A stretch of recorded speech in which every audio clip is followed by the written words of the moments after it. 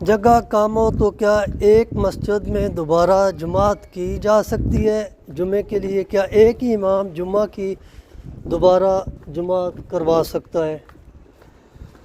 دیکھیں، فقہ حنفی میں خطیب اور امام دونوں کا الگ الگ ہونا جائز ہے۔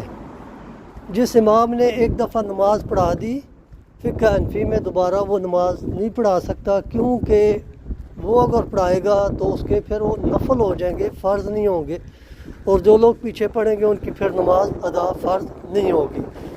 لیکن جس بندے نے پہلے خطبہ دیا اور نماز پڑھا دی جس امام نے، اب دوبارہ وہ خطبہ دے سکتا ہے اور نماز کوئی اور پڑھا سکتا ہے جمعے کی۔